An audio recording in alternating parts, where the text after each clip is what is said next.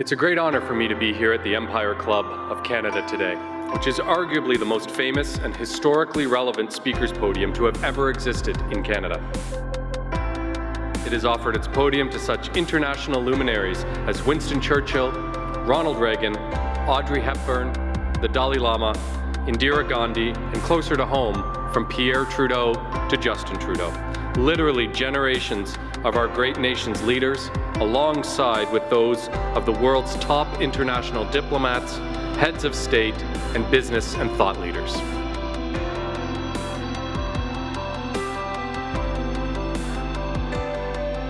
It is a real honor and a distinct privilege to be invited to speak to the Empire Club of Canada, which has been welcoming international diplomats, leaders in business and in science and in politics. And when they stand at that podium, they speak not only to the entire country, but they can speak to the entire world.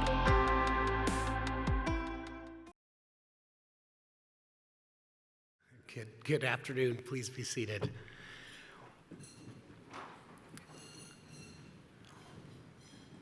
Welcome to the 119th season of the Empire Club of Canada.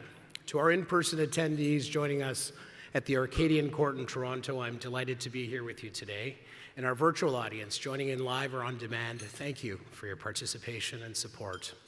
This incredible community of colleagues and peers is the driving force behind our mandate to engage, debate, educate, and advance the dialogue on issues of importance to Canadians. Welcome. My name is Sal Rabani, and I'm the President of the Board of Directors of the Empire Club of Canada. To formally begin this afternoon, I want to acknowledge that we're gathering today on the traditional and treaty lands of the Mississaugas of the Credit and the homelands of the Anishinaabe, the Haudenosaunee, and the Wendat peoples. We encourage everyone to learn more about the traditional territory on which you work and live. We're extremely privileged to have with us two absolute champions for our province, Ontario Premier Doug Ford, in conversation with Flavio Volpe, President of the Automotive Parts Manufacturers Association. Thank you for being here. We've got a lot going on in Ontario, largest economy in Canada, contributing around 40% of the country's GDP, and home to almost half of all employees in high-tech, financial services, and other knowledge-intensive industries. A growing, diverse population, a dynamic economy with sound fundamentals, strong manufacturing sector. We also face some important challenges, labor shortages and inflation, that are impacting our businesses and their competitiveness. But I believe we don't speak enough about another great advantage that Ontario has, something less tangible, yet super powerful, and this is our ambition. As a proud Ontarian, I'm definitely biased, and you'd be hard-pressed to find more innovation, more drive, and more collective ambition to transform great ideas into tangible businesses or success stories than right here in Ontario. I'll share just two recent examples. Volkswagen choosing Ontario to build the site of their first battery site outside of Europe and hiring 3,000 people in St. Thomas, going head-to-head with 90 sites around the world and winning. This took a lot of work, I'm sure, at all levels, but this also took a lot of ambition. And second is Project Aero, Canada's first zero-emissions autonomous concept vehicle. Again, this is ambition. Flavio, big congrats for your leadership in showing the world just what our auto industry is capable of. There are many other examples outside the auto and manufacturing industry, and I'm sure we'll hear more from Premier Ford in a minute. This is a province of ambition. I've called Ontario home since I was 3 when my parents immigrated here, and I've seen firsthand the power, the winning mindset, and the energy Ontario has, and I can tell you without a doubt that this definitely is the best place to live and work in the entire world. One of my top commitments at the Empire Club is to extend our reach to better engage the next generation, and so we want to provide them with opportunities for participation, get them more involved in our events and conversations. If we're going to ask any of the students and young professionals in the room today, and those that are listening online, they would tell us that we could even be more ambitious in Ontario. We could dream even more bigger. And you know what? I think they're right. The only limits are the ones that we impose on ourselves. Premier Ford, today you're speaking in front of 400 very determined people who think big for Ontario and who are very excited for our collective future. We look forward to your address and to hearing about your ambitions for our province. Turning to today's program, I want to recognize the Empire Club's distinguished past presidents, board of directors, staff, and volunteers. Thank you for your contributions in making this event a success. We also have several special guests in attendance, and I'd like to acknowledge the Honorable Caroline Mulrooney, Minister of Francophone Affairs and Minister of Transportation, the Honorable Monty McNaughton, Minister of Labour, Training, and Skills Development, and the Honorable Nina Tangra, Associate Minister of Housing, the Honorable Peter Bethenfolvi, Minister of Finance. The Empire Club of Canada is a not-for-profit organization, and we'd like to recognize our sponsors who generously support the club and make these events possible and complimentary for our online viewers to attend.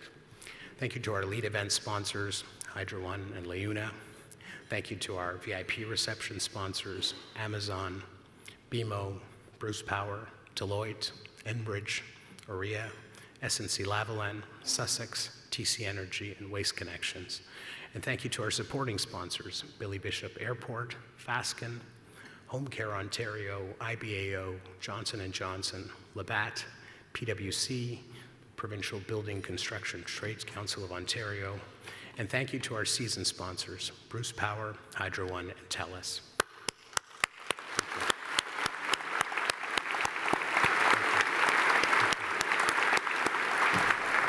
For those of us joining us online, if you require technical assistance, please start a conversation with our team using the chat button on the right-hand side of your screen. It is now my pleasure to invite Joseph Mancinelli, International Vice President and Head of Canada for LaUna, to introduce our guest speaker. Joseph, welcome.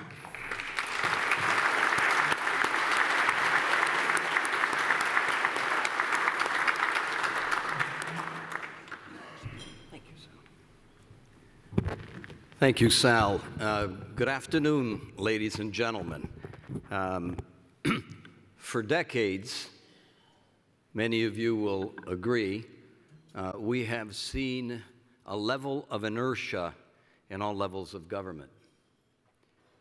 At the municipal level, a lot of bureaucracy where it takes too long for projects to get approved. 3 to 4 years in a number of municipalities, stunting the growth of our communities, a lack of housing because of that level of inertia, where budgets at all levels of government have been cut, so that way transportation has suffered, infrastructure has suffered because of these budget cuts. In order to reverse this level of inertia in this province, it takes exceptional leadership. It takes leadership with vision. It takes leadership that take control to build a team, a strong team of cabinet ministers in order to tackle these very important issues that are stunting the growth of our great province.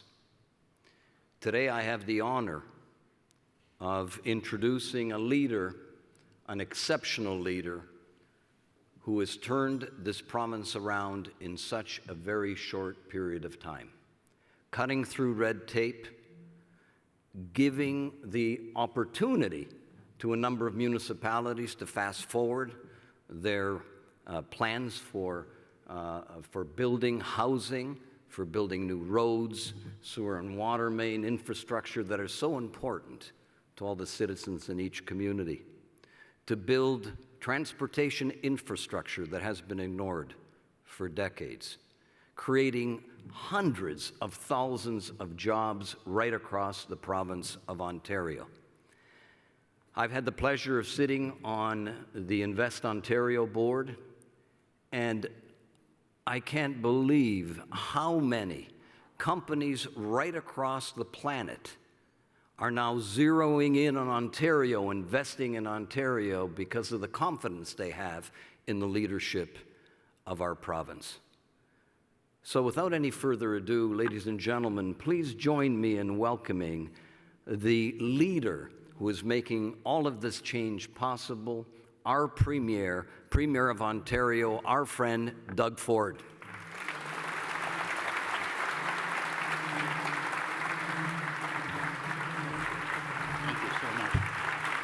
Appreciate it. Thank you. Well, thank you, everyone. Thank you. Thank you so much, everyone. Well, first of all, good afternoon, everyone, and thank you for joining us today. And thank you, Joseph, for that very kind introduction. And I have to tell you, Joseph, you want to talk about true community builders, city builders, province builders, and right across the country, there's one name that stands out is Joseph Mancinelli. And thank you for your great partnership.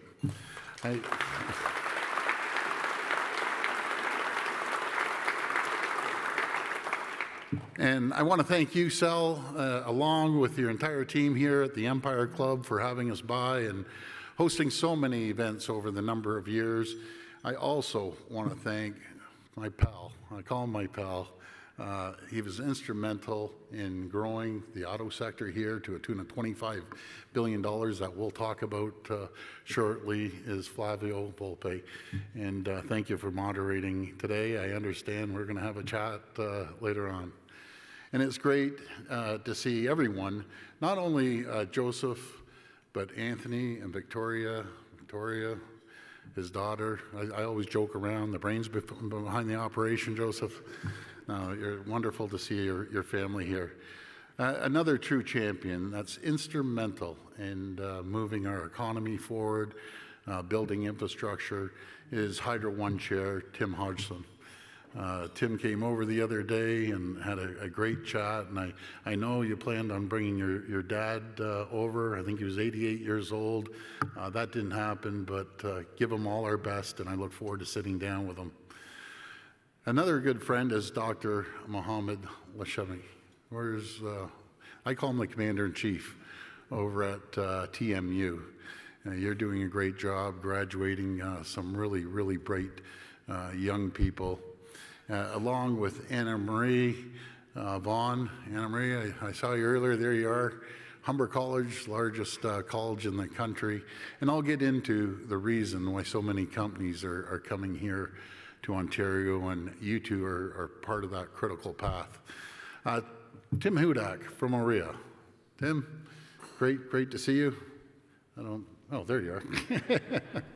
It's great to see you, and thank you for everything that you're doing as well. And so many familiar faces in the audience. Each one of these people, including the people in our audience, will play a critical role in our economic growth and prosperity right here in Ontario. And thank you all for joining us. Friends, 1 year ago this month, it was a privilege and an honor to be re-elected to serve the great people of Ontario. Our government was elected on a promise to get it done, and we're delivering on that promise. And I'm thrilled to be here with all of you, people instrumental in getting it done, to not only talk about progress we've made as a province in the past year, but in the past 5 years, but also about how we are working to build Ontario and to deliver the infrastructure our growing province needs. And I say all the time, infrastructure is absolutely critical, no matter if it's the highways we're building through the leadership of Minister Mulroney, infrastructure being built across this province by Minister Surma. We're investing over $184 billion over the next 10 years, building schools and hospitals, bridges and highways and roads right across our great province. We've been hard at work, building a stronger, more resilient economy that can weather any storm. We're creating the conditions and the climate for businesses to grow and succeed. We've made electricity more affordable. When you look at small and medium-sized and large-sized companies, we've reduced it by 15 to 17%. We've cut red tape by over $700 million. And everyone loved the fact that we're the first government ever to have a minister of red tape reduction. But where the red tape comes from is each and every one of you in the sectors that feed us the regulations that aren't necessary or duplicated from the federal government, cutting unnecessary red tape, making it easier to do business in Ontario. And we're keeping taxes and fees low. I am a strong believer in this. You have two choices in government. You jack up the taxes on businesses and people, and you just see an absolute slowdown. They put the brakes on. People will stop spending, as simple as going out for dinner, or doing a renovation, or buying a refrigerator, and so on and so forth.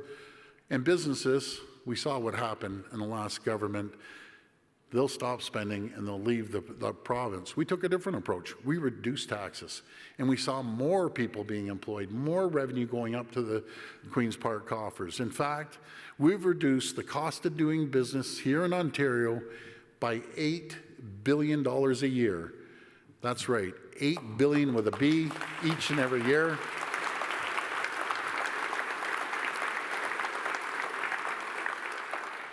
That's money that goes back into businesses so they can invest in their workers, growth, innovation. Our plan is working. The numbers speak for themselves, folks. When we first took office 5 years ago, the previous government chased 300,000 jobs out of our province. Fast forward 5 years ago, almost to the day. Almost 650,000 more people are working today than they were 5 years ago in 2018 when we took office. But the other great news is we have 380,000 jobs going unfilled each and every day. I say great news because we need more people to fill those jobs. Last year alone, 85,000 new business opened right here in Ontario.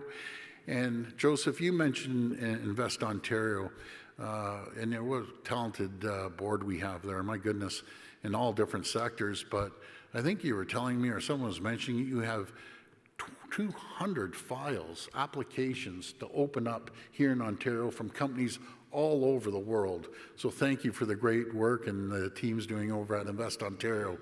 And we're attracting billions of dollars in new investments every day across all sectors and in all regions of the province. In life sciences, we secured over $3 billion in new projects, including Moderna's investment to manufacture vaccines in Cambridge, AstraZeneca's expansion of its research facility, Roche's new operation hub, both in Mississauga, and Sanofi, $925 million state-of-the-art vaccine facility right here in Ontario and Toronto. In tech, Ontario is home to one of the largest IT clusters anywhere in North America, and tech job creation here in Toronto continues to outpace. These are great figures. San Francisco, the Bay Area, Seattle, New York City combined. I'll give you an example.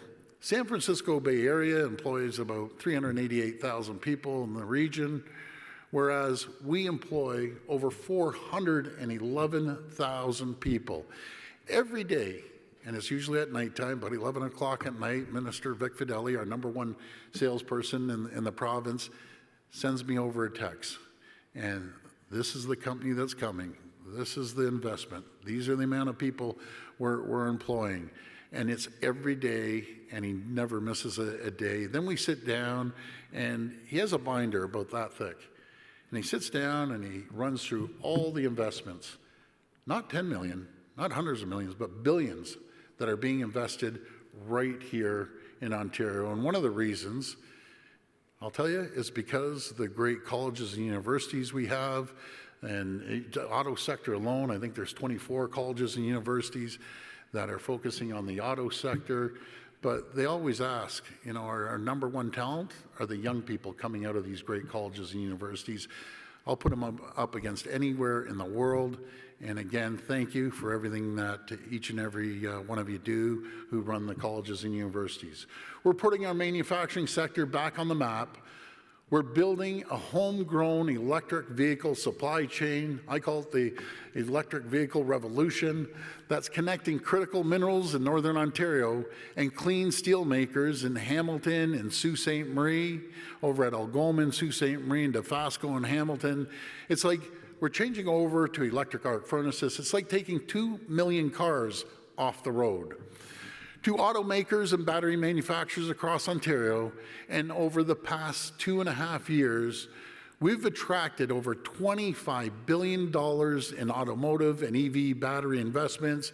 Flavio, thank you for your leadership in doing that and standing shoulder to shoulder with us, including Volkswagen's $7 billion investment.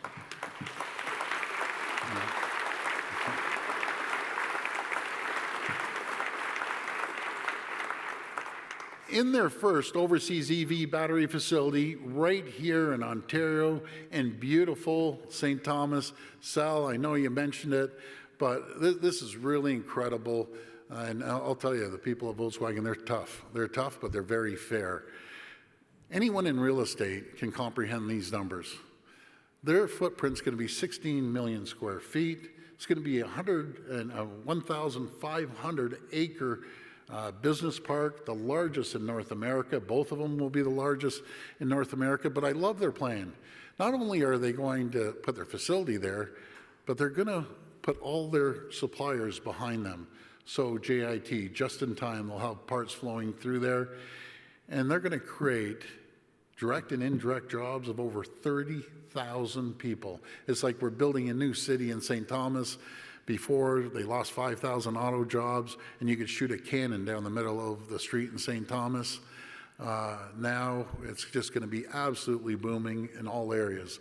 These major investments, they're spurring further growth across our manufacturing sectors, across all sectors. In fact, we're the only jurisdiction in the entire world that has 6 of the largest automakers right here in Ontario, helping to create more jobs in every single region of Ontario. But friends, as our economy grows, as our population grows, and I'm not too sure if you saw Stats Canada a couple months ago, I love using these stats. You have Florida. I talked to a lot of folks in Florida and Texas, and both governors always say, hey, we're the fastest growing anywhere in North America. We have 1,000 people coming into our state every single day. And you look at the size of Texas, I think it's about 36 million, and Florida's about 22 million, give or take, and they're so proud of it. So do the math, 1,000 a day, that's 365,000 a year. Well, Stats Canada came out. We have 445,000 people that arrived in Ontario last year alone. So we're leading North America in economic growth and in population growth. We know that we need infrastructure to keep up. That's why we've embarked on the most ambitious capital plan in Canadian history. We're investing an unprecedented $184 billion in infrastructure projects over the next 10 years.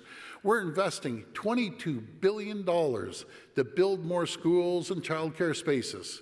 We're investing nearly $50 billion to support more than 50 new hospital projects right across the province. Your community's either getting a new hospital or you're getting an addition to a hospital. We're investing $28 billion in roads and highways, be it the 413, the Bradford Bypass, $60 billion in transit, including $30 billion of which is dedicated to building the largest transit expansion in North America, with our 4 subway lines being built as we speak today. Our government has made incredible progress building transportation infrastructure. Shovels are in the ground to build the new Ontario line. We've started construction on a bridge crossing over the future Bradford Bypass. We're building Highway 413, as I mentioned, a new 400 series highway across Halton, Peel, and York region that will bring relief to the most congested corridor in all of North America.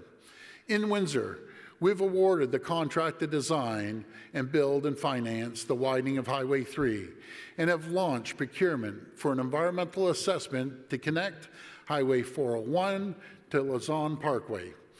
We've purchased 3 new train sets. I love when they put that down, 3 new train sets, but they're pretty big train sets, as part of our plan to bring back the Northlander, connecting Timmins and Cochrane with Toronto. And we recently approved the terms of reference for the First Nations-led environmental assessment from Webquay First Nations, Martin Falls First Nations, to build the Northern Link portion of the All Seasons Road to the Ring of Fire. Folks, I can't begin to tell you how important the Ring of Fire is. We have 34 of the most critical minerals, and probably even more, that the whole world wants. But rather than just go and give away our critical minerals, we can't do that. We'll sell our critical minerals on one condition. You manufacture here. You manufacture the batteries here. No matter if it's the cobalt or the nickel or the lithium, we need to produce everything here in Ontario. But at a time when it's never been more important to deliver infrastructure for our growing province, we need to do everything possible to deliver on our commitment to build Ontario. We need to get it done.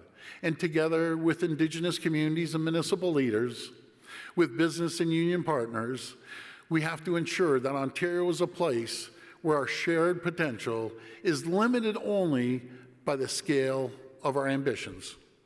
Together, we have to ensure that Ontario is a place where we can build really, really big projects.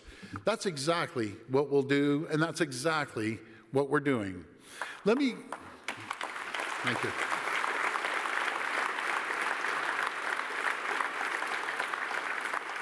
Let me just give you a couple examples of where we're already making progress, where we're cutting red tape and eliminating unnecessary process to get things built.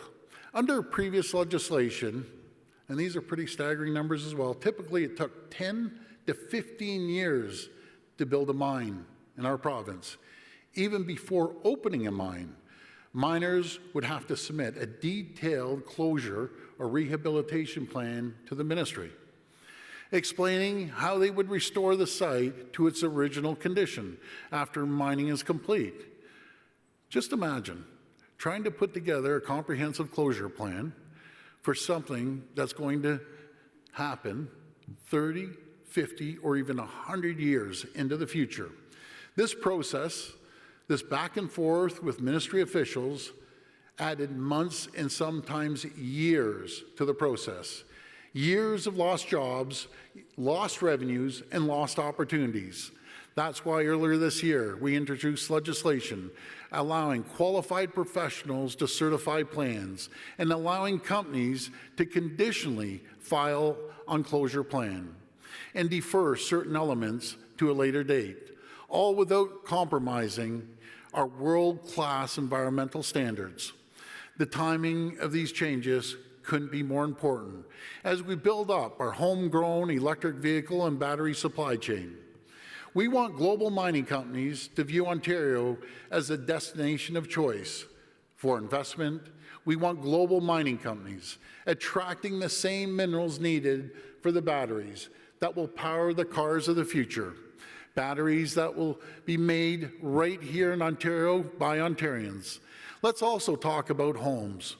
And it's no secret, we currently are facing a housing crisis decades in the making. For far too long, restrictive zoning rules, time-consuming approval processes, and soaring developer fees, and I think you mentioned it, Joseph, I lived it down at City Hall. It could take 3, 4, 5 years to get an approval, which is totally unacceptable. The rampant NIMBYism, and there's a new name too, it's called banana. Build absolutely nothing anywhere near anyone. I like that one even better. Meant we didn't get enough homes built to meet the needs of our growing population. Ontario is the fastest growing region, as I mentioned, in North America, bar none. I also mentioned about Texas and Florida, together about 365,000, and we're seeing 445,000 people land right here last year alone. And it really kind of boggles my mind when I hear people saying, we can't build, we can't build. No, we can build, we have to build. These people need homes. The future generation needs homes. They need affordable homes and attainable homes. That's why our government is taking bold action to build 1.5 million new homes across Ontario by 2031, including a mix of ownership and rental housing types that meet the needs of all families. Over the past 5 years, we've introduced over 90 initiatives to build more homes, including legislation to reduce government fees and fix development approval delays. And just this past Friday, we announced our intention to expand our strong mayor powers to an additional 26 municipalities. I had the opportunity to invite the large city mayors over to the house, had a little barbecue. They're excited. We're excited to get homes built, providing more mayors with the tools they need to get homes built faster in their communities. This progress our government is proud of, but the work isn't done. It shouldn't take to get approval, as I said earlier, to build homes for growing communities. It shouldn't take 15 years to open a mine. It shouldn't take decades to build roads to the Ring of Fire, as I said earlier, as we have to ensure that Ontario is a place where we can do and build big things. We're attracting new investments and jobs. We're welcoming hundreds of thousands of newcomers to our province every single year. As we grow, as our province grows, and as our economy grows, we need to be able to build. This isn't just about delivering our commitments. The world is watching us. Global companies looking to invest and grow are watching us.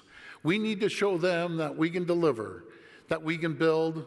That's why we continue to work with our partners. I always believe in working collaboratively with our federal and municipal partners, our regional partners, in getting things done. The people living, working, and building on our front lines. People representing companies like the ones in this room. To identify how we can do more to move big, ambitious projects forward. To keep building Ontario, to get it done. Thank you again for inviting me. Thank you all for joining us, and may God bless the people of Ontario. Thank you, everyone. Thanks.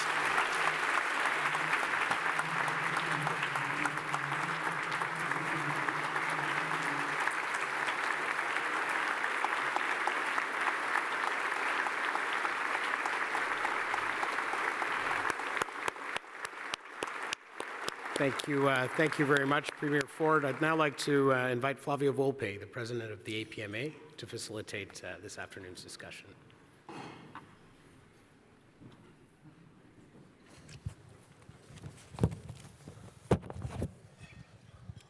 Thanks for having me. This is going to be the funnest karaoke session in Toronto. It was a funny joke. Some of you didn't laugh there, but Better not quit our day job then.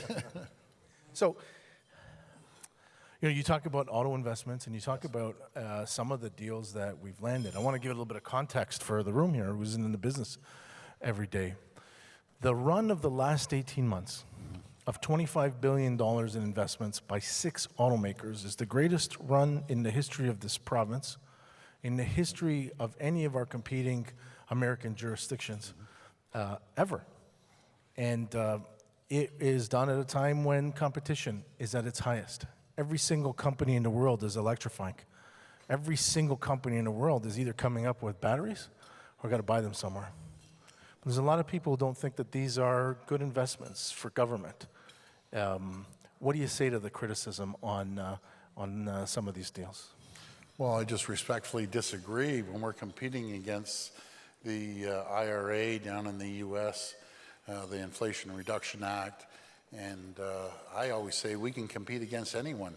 Folks, I spent 20 years in our Chicago facility, New Jersey, and I love the Americans, but I love kicking their butts when it comes to winning these agreements. And I know, you know, as Sal, I think, mentioned about Volkswagen, they were looking at 90 locations across the world, and it came down to ourselves in Tennessee, and I think Oklahoma was in there.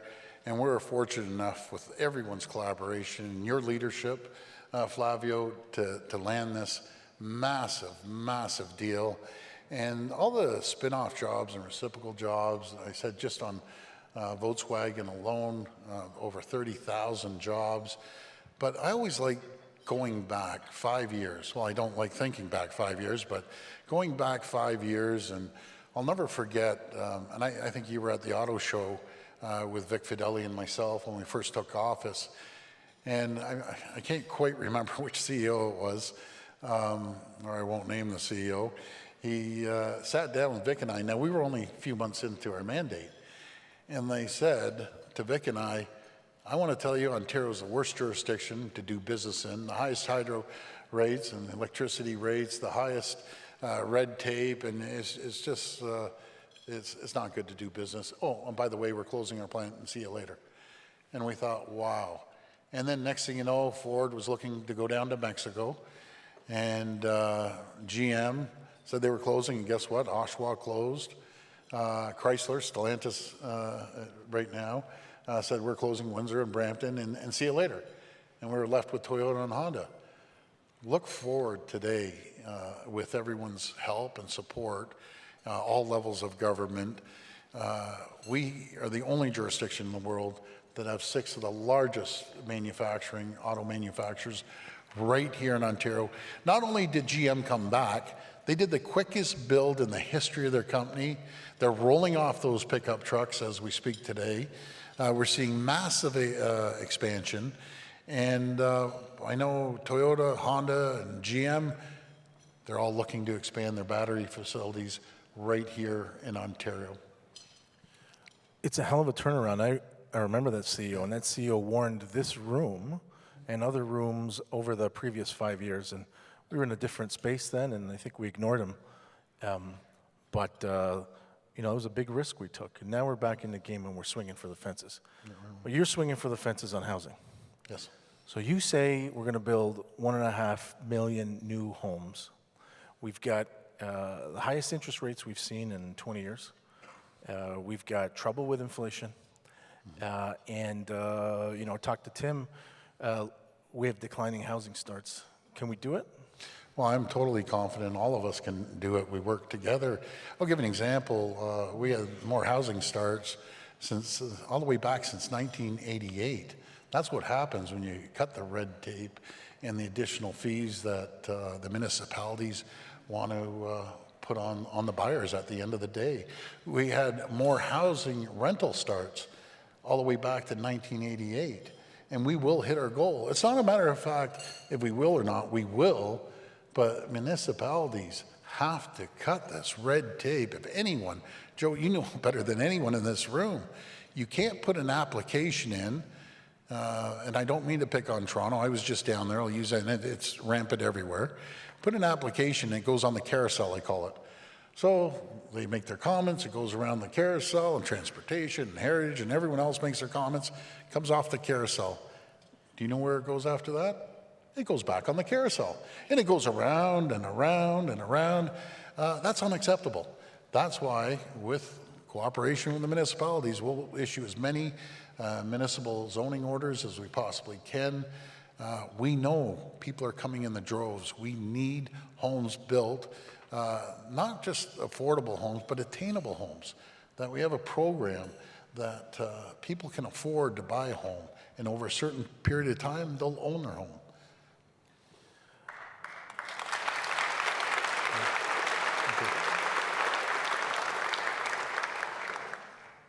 You're very ambitious on the infrastructure required to connect those homes, to connect those electric cars that we talk about, to accommodate those companies that are investing here.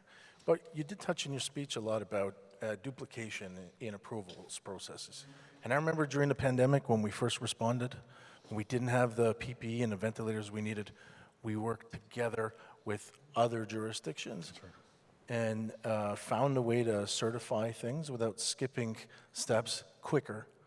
Why don't you talk a little bit about how you plan to do that on infrastructure? Sure, and I'll start off with the pandemic. You know, Team Ontario pulled through in a massive way, and you see a lot of cracks in the ship in your own companies. You see a lot of cracks in the ship in government, and looking at our distribution centers.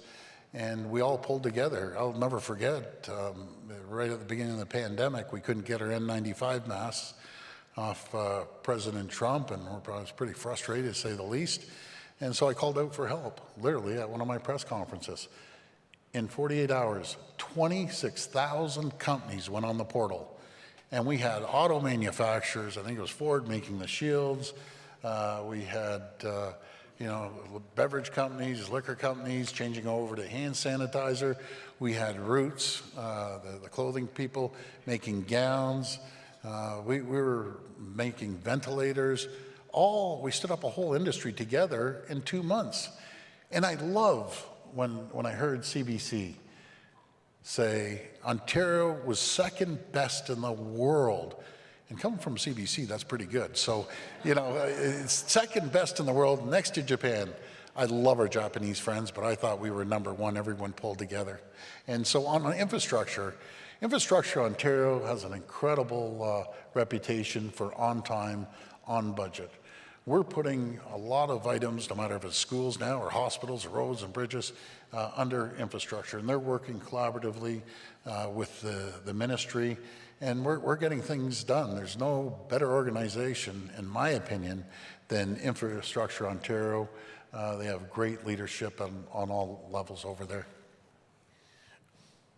We need workers for all this. Yes. I spent a week in Germany with Porsche, and they took me from facility to facility, including a test track. Every single place they said, we can't find workers. And you imagine growing up in Germany and not wanting to work at Porsche. We've got leaders like Joe here working really hard and making sure that the next generation of Ontarians want to do the work that we're bringing in here. And we're working very closely with Monty. Yes. Why don't you talk a little bit about your strategy for that skilled labor that we need? Well, first of all, I have to give a big shout out to Monty. He's done an absolutely incredible job on his files as Minister of Labor.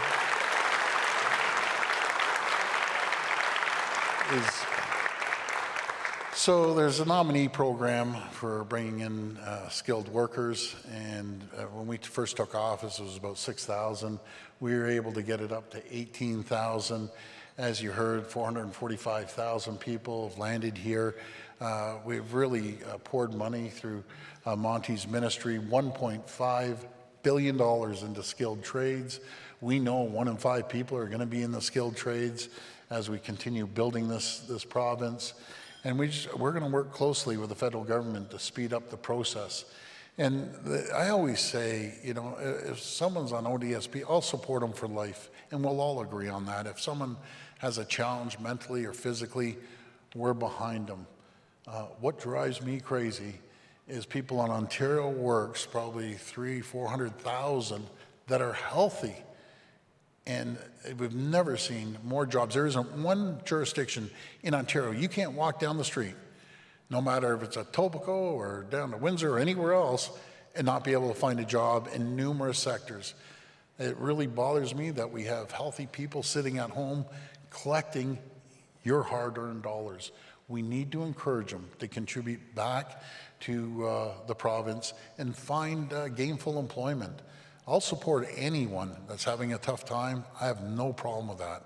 But eventually, you have to go out there and start working and contributing back. We're doing a lot of winning. I don't want to use a sports analogy here, so I won't. So we're doing a lot of winning, but we're not just winning in automotive. We're winning in tech, we're winning in life sciences, we're winning in development, we're winning in renewables and in mining. It's a hell of a run. Yeah. Why are we winning? Isn't everybody competing with us? Doesn't everybody have money? Doesn't everybody say they have workers? Well, they do. It's about working in cooperation and collaboration of all 3 levels of government. I don't give 2 hoots about political stripes. Our family's never given 2 hoots if you're from the green team, orange team, red team, or blue team. And saying that, am I proud to be the leader of the PC party? Yeah, I'm 100% I am. But we've turned the PC party around, and we welcome everyone. And when you work in collaboration with trade unions like LIUNA and other trade unions, and when you work with businesses and you work with 3 levels of government, there's nothing or no one that can stop us. When our number 1 selling features, as I was saying, are STEM graduates. You just think, 85,000 new businesses opened up here in Ontario last year alone.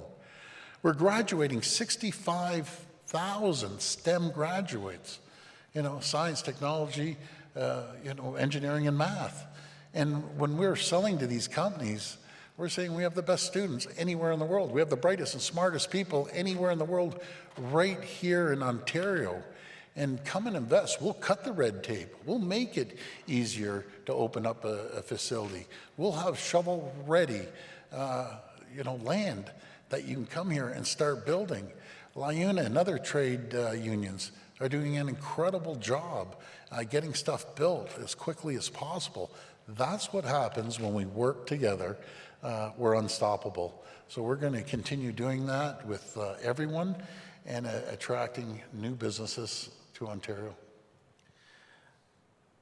Last thing I'll say is I was in Ottawa with the Prime Minister on last Wednesday, and he talked very candidly about the work you're doing together, talking about your team and his team on another big deal. And having had the perspective of working with governments of all stripes at both levels of government, I've never seen this before. And I think that's further to your point why we're winning, because outside of these borders, nobody cares, and they're all cutthroat, and they all have everything. And it's honorable. You started it really well during the pandemic and carried forward as business, and it's an honor here to speak with you today. Thank you. Well, thank you, and I appreciate it. And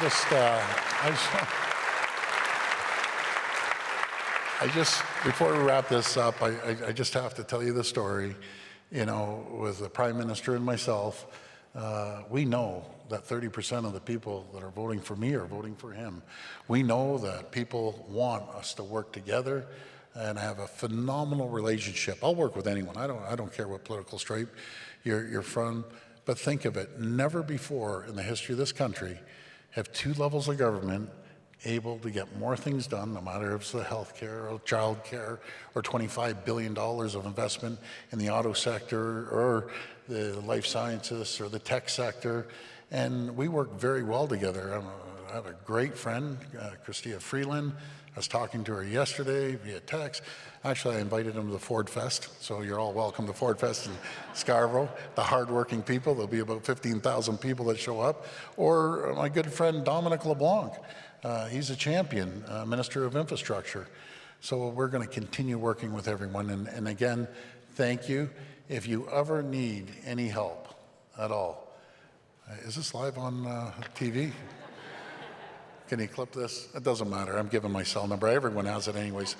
So it's 647-612-3673. And feel free to give me a text. I get about 200 to 300 a day. As Patrick, my chief of staff, one of the brightest guys down at Queen's Park, gets things done. He's an absolute champion. We're up till midnight, going back and forth. So you don't have to say, great to see you today, but if your family needs help, you need help, your business needs help, send it over to me. Give me a few hours or the next morning. But I get back to every single person. You have ears and eyes all around the province. But thank you again for having me. Thanks, everyone.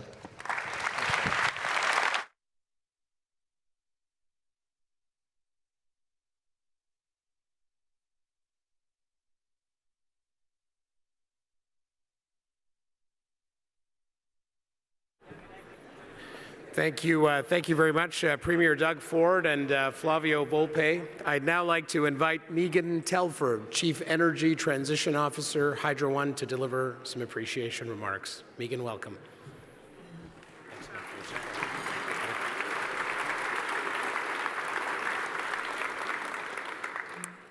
Premier Ford, thank you for your remarks today. It is inspiring to hear a plan for Ontario that is not just talk, but has a real impact on the families and businesses of this great province. I am the granddaughter of two blue-collar gold mining families from Kirkland Lake. My grandfathers worked underground for over 46 years. I have no doubt that they would be truly shocked to know that someone from our family was having the chance to sit down and have lunch with the leader of this province. Tech Hughes, Upper Canada, Toburn, Macassa. Those are the names of the gold mines where they worked, and by the time I was old enough to understand, the mine shafts had either been abandoned or turned into museums. My dad quit his job at the mine and later told me not just that he left, but that he escaped Kirkland Lake to give us a better shot because there is no future in mining in Ontario. It was later in Hamilton that I went to school and I found other people like me, the children and grandchildren of steel workers, auto workers, and manufacturing families who were propelled away from the big industries of Ontario because their families told them there's no future for that kind of work in Ontario. But now we enter a new chapter together.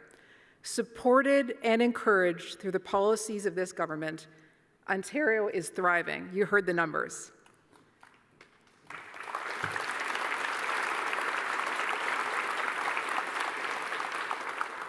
Industry is thriving. And what is certain is that we need a strong energy system to support this future.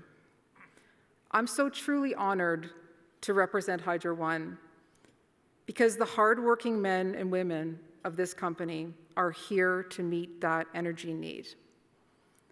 There simply is no energy transition in this province without transmission. We are committed, Premier Ford, to developing the right critical transmission projects to ensure we can meet the growing demand for all those companies you mentioned across the province. Today, our CEO, David Lebeter, is with the Minister of Energy, Minister Smith, along with Indigenous and local and community leaders, breaking ground on our new Chatham to Lakeshore transmission line. This line will support the incredible growth in local agri-food and manufacturing industries. Premier, we are focused on partnering with your government to build a resilient energy system, one that will help give Ontario a clean energy advantage. And really what your government is doing, and we want to be part of, is we are going to compete globally, but create jobs locally. We are taking advantage of your focus on cutting red tape by building smarter with Ontario worker-led innovation. And we are getting ready to connect faster so that we can get industry working and get all those families connected to all those homes that you want to build. So, Premier, first, thank you for everything you are doing for this bold and much-needed roadmap for Ontario prosperity. We at Hydro One are excited about working together with this government to support your plan to continue to build Ontario. And finally, and most importantly, thank you for giving people like me the opportunity to tell their children a different story to what our parents told us. We actually do now mine for gold in Kirkland Lake. We build cars, we make batteries, we make steel, and so many other things that our grandparents could have never imagined, but would be so proud of. It feels sort of unreal that many days I get to come home from work just one generation later and say to my kids that we don't have to escape from something, but that we're staying in Ontario because it's clear there's a bright future. And with that, Premier Ford, I would like to share with you the groundbreaking shovel from this morning's activities from the opening of the Chatham line.